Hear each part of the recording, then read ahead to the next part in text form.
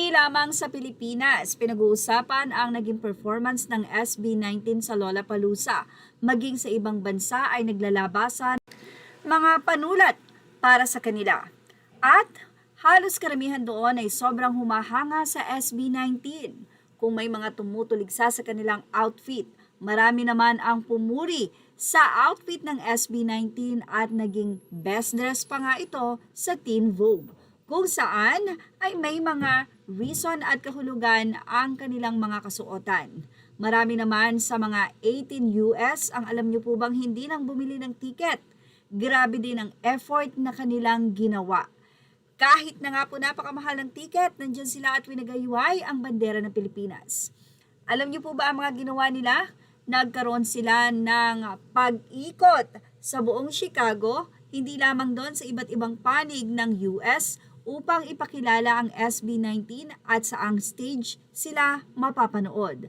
Nandyan ang mga tracks, van, kung saan ay nakalagay po ang napakalaking poster at may video pa sa labas ng nasabing mga van na ito ng Mahalima o ng SB19. Pero ang pinakamatinding ginastusan nila ay ang paglipad ng eroplano. Mula sa naging caption, "It's a bird, it's a plane, no it's SB taking over Chicago."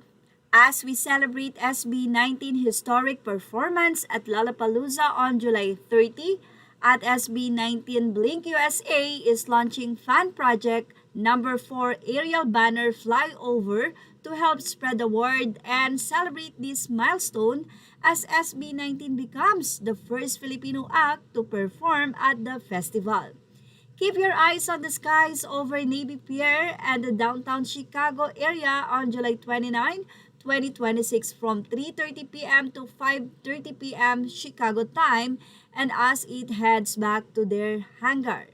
Watch out for it between 5:30 p.m. to 5:45 p.m. as it will fly over Rayfield Stadium 1 hour before game time.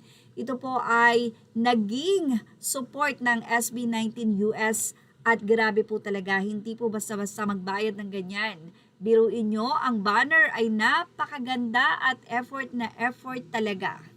Dahil sa 18, kaya sobrang pinagpupursigahan din ng SB19 ang kanilang mga performance. Kasi nakita nila kung paano sumuporta ang mga ito. Hindi lamang yung pagmamahal lang, kundi pagmamahal na may aksyon. Kaakibat nito ang paggastos. At yan ang ating Showbiz Now update. Images are all ready to the rightful owners. Thank you for watching Showbiz Now.